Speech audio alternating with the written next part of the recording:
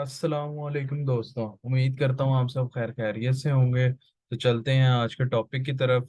और आज का जो हमारा टॉपिक है वो बेसिकली डेटाबेस के बारे में है कि हम डेटाबेस को किस तरह क्रिएट कर सकते हैं, किस तरह हम डेटाबेस को ऑल्टर कर सकते हैं और किस तरह हम डेटाबेस को ड्रॉप कर सकते हैं।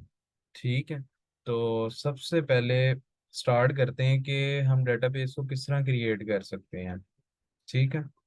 अच्छा दोस्तों, ये मैंने एसक्यूएल सर्वर ओपन कर लिया है अपने पास, मैनेजमेंट स्टूडियो। तो अब मैं डेटाबेस को क्रिएट करने लगा हूँ।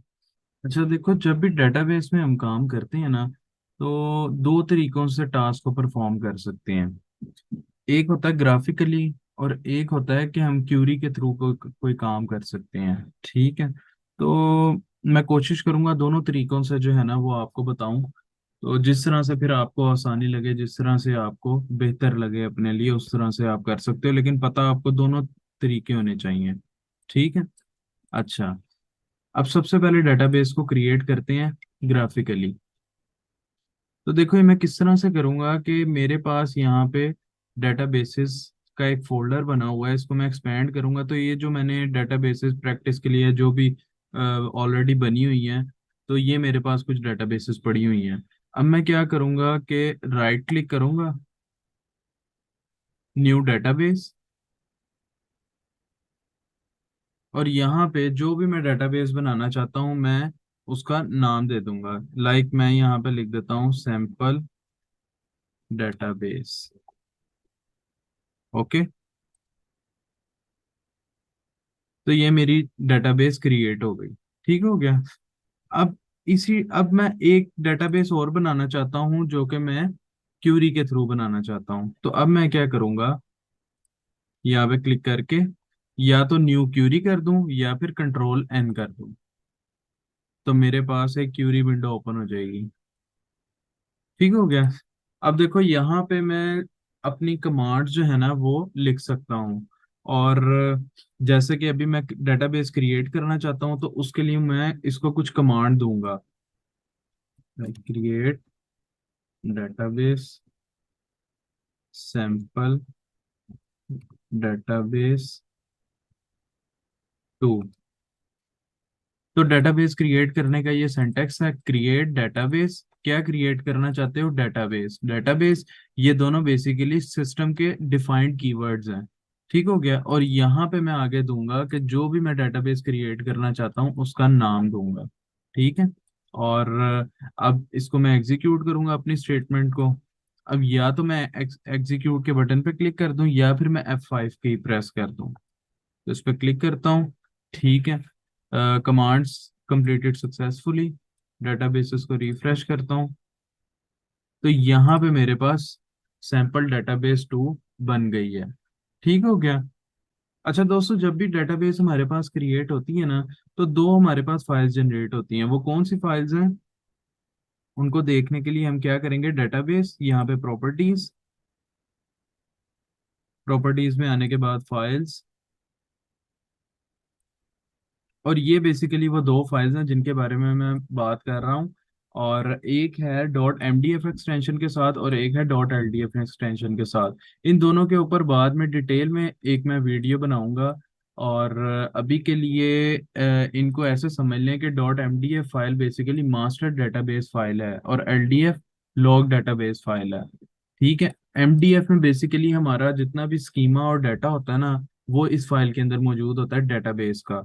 और लॉग फाइल के अंदर हमारे पास सारा लॉग मौजूद होता है। लाइक उसके थ्रू हम डाटा को रिट्रीव कर सकते हैं और भी काफ़ी इसकी फंक्शनैलिटीज़ हैं जो कि हम बाद में डिस्कस करेंगे। अभी इनका जो पाथ है उनको देखते हैं कि कहाँ पे पड़ी हुई हैं फाइलें। कॉपी करता हूँ, विंडो आर करता हूँ। ओके। तो ये मेरे पास बेसिकली ये फाइल्स मौजूद हैं। अच्छा दोस्तों, अब मैंने डेटाबेस को क्रिएट कर लिया, अब मैं इसको ड्रॉप करना चाहता हूँ। ठीक है। तो ड्रॉप के लिए हम क्या करेंगे, पहले इसको ग्राफिकली करके देख लेते हैं। Right click, delete. जैसे ही मैं डिलीट करूंगा और ओके करूंगा तो मेरे पास ये डेटाबेस रिमूव हो जाएगी। ठीक हो गया। और अगर इसी काम को मैं क्यूरी से करना चाहूँ तो मैं कैसे करूंगा, अब डेटाबेस में कुछ भी हमने ड्रॉप करना हो तो हम उसके लिए ड्रॉप का कीवर्ड यूज करते हैं, चाहे वो टेबल हो, डेटाबेस हो, तो हम ड्रॉप का कीवर्ड यूज करते हैं। ठीक हो गया। अभी मैं डेटाबेस करना चाहता हूँ ड्रॉप, तो ड्रॉप डेटाबेस और डेटाबेस का नाम। और जब मैं इस क्यूरी को रन करूंगा और यहाँ से आगे रिफ्रेश करूंगा, तो ये मेरे पास बेसिकली डेटाबेस रिमूव हो गई है। ठीक हो गया। तो अब समझते हैं कि हम डेटाबेस को रीनेम किस तरह से कर सकते हैं। अब देखो, रीनेम करने का एक तो हमारे पास सिंपल तरीका है कि यहाँ पे मैं आऊँ, राइट क्लिक करूँ, रीनेम पे क्लिक करूँ, और आके मैं इसको डबल फोर कर दूं और एंटर प्रेस करूं, ये मेरे पास डाटा रीनेम हो गया। ठीक है। लेकिन इसके अलावा क्यूरी के थ्रू भी हमारे पास कुछ तरीके हैं जिनके थ्रू हम यही सेम काम कर सकते हैं। तो क्यूरी के थ्रू हम कैसे कर सकते हैं? ऑल्टर डेटाबेस, डेटाबेस का नाम टेस्ट 444, मॉडिफाई नेम, और अब जो मैं नाम देना चाहता हूँ डेटाबेस को, वो मैं नाम यहाँ पे स्पेसिफाई कर सकता हूँ। मैं 444 की जगह 111 कर देता हूँ। ठीक है। और जैसे ही मैं क्यूरी को रन करूंगा, the database name has been set. ठीक हो गया। अब इसको रिफ्रेश करते हैं, तो ये देखो 444 की जगह 111 आ गया। ठीक है। तो इस तरह से हम बेसिकली डेटाबेस को रीनेम कर सकते हैं। अच्छा दोस्तों, एक तरीका और है जो कि जब भी ये डेटाबेसेस बनती है ना, जब भी हम डेटाबेस बनाते हैं, तो हमारे पास कुछ बिल्ट इन फंक्शंस और कुछ व्यूज, हमारे पास बिल्ट इन फंक्शनैलिटीज हमें जो है ना वो मिलती हैं। उनके थ्रू भी हम कुछ टास्क परफॉर्म कर सकते हैं।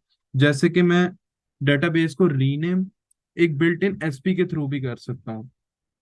एसपी क्या है, स्टोर प्रोसीजर, और इसके बारे में डिटेल में वीडियो बनाऊंगा। तो अभी के लिए हम इसको इतना देखते हैं कि हम इसको किस तरह से एसपी के थ्रू रीनेम कर सकते हैं। तो एसक्यूएल सर्वर मैनेजमेंट स्टूडियो हमें एक एसपी प्रोवाइड करता है, एसपी अंडरस्कोर रीनेम डीबी, और इसके थ्रू भी हम अपनी डेटाबेस का नाम चेंज कर सकते हैं। तो यहाँ पे फर्स्ट पैरामीटर में मैं इसको दूंगा जो मेरी डेटाबेस का करंट नेम है। ठीक है। और कोमा, अब यहाँ पे मैं वो नाम स्पेसिफाई करूंगा जो अब मैं नाम इस डेटाबेस का रखना चाहता हूँ। लाइक मैं दोबारा से इसको 444 कर देता हूँ। The database name has been set. इसको रिफ्रेश करते हैं, तो ये देखिए मेरी डेटाबेस का नेम चेंज हो गया। अच्छा दोस्तों, अब आप ये थोड़ा सा कंफ्यूज हो रहे होंगे कि S P underscore rename dB ये क्या चीज़ है और ये किस तरह से ये जो है ना वो परफॉर्म हुआ है। तो इसको मैं आपको शो करवाता हूँ कि ये कहाँ पे एग्जिस्ट करता है। इसको मैं कॉपी करता हूँ, मैं इस डेटाबेस में जाऊंगा, यहाँ से प्रोग्रामेबिलिटी में जाऊंगा, यहाँ से स्टोर प्रोसीजर्स में जाऊंगा, और यहाँ से मैं जाऊंगा सिस्टम स्टोर प्रोसीजर्स में। ठीक है। अब ये काफी सारे हैं, तो हम इसको फिल्टर भी कर सकते हैं। Right click, filter, filter settings, और यहाँ पे नेम के अंदर मैं इसको पेस्ट कर दूंगा। ओके। तो ये बेसिकली मेरे पास एक एसपी आया है, इसको मैं मॉडिफाई करूंगा। अच्छा, अब अब आप ये देखो कि मैं इसको कंट्रोल जी करता हूँ, जो मैंने क्यूरी यहाँ पे लिखी थी। ठीक है। थोड़ा सा मैं नीचे आऊंगा, तो यहाँ पे हमें एक क्यूरी मिलेगी, ये वाली, जिसमें उसने लिखा हुआ है, सेंटेक्स से घबराना नहीं है, इसके सेंटेक्स हम जैसे जैसे फर्दर करते जाएंगे तो सेंटेक्स से आप फेमिलियर होते जाओगे और कोई भी जो है वो कंफ्यूजन नहीं रहेगी। अभी के लिए सिर्फ मैं ये दिखाना चाहता हूँ कि जब ये एसपी कॉल हुआ, इसको मैं कॉपी करके वहां पे कर लेता हूँ पेस्ट। देखो जैसे ये एसपी कॉल हुआ, तो उसके पीछे क्या फंक्शन परफॉर्म हुआ है? उसके पीछे बेसिकली यही क्यूरी एग्जीक्यूट हुई है जो कि हमने यहाँ पे बनाई है। ठीक है। इसको मैं कॉपी करता हूँ और यहाँ पे ले आता हूँ। तो देखो दोस्तों, ऑल्टर डेटाबेस सेम, यहाँ पे हमारी डेटाबेस का नाम आ जाएगा जो हमारी एग्जिस्टिंग डेटाबेस है। मॉडिफाई नेम जिस तरह से हमने लिखा, और न्यू नेम, जो हमने न्यू नेम दिया। तो basically at the back end same query ही रन हुई है। ठीक हो गया। तो ये आप लोगों को दिखाने का मकसद यही था कि आप कंफ्यूज ना हो कि ये एसपी पैरामीटर जो हमने पास किए हैं तो इससे क्या हो रहा है। ठीक हो गया। तो दोस्तों आज की वीडियो में हमने देखा कि डेटाबेस को क्रिएट, ऑल्टर और ड्रॉप हम किस तरह से कर सकते हैं।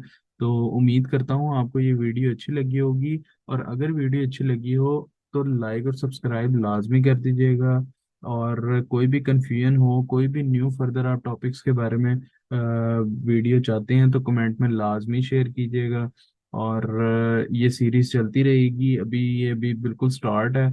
और ये इसी तरह से ही फर्दर सीरीज चलती रहेगी और नई से नई वीडियोस आती रहेंगी। बिगनर से लेकर एडवांस तक मैं तमाम वीडियोस और तमाम टॉपिक्स को कवर करने की पूरी कोशिश करूंगा। तो मिलते हैं नेक्स्ट वीडियो में। Thanks for watching, till then अल्लाह हाफिज।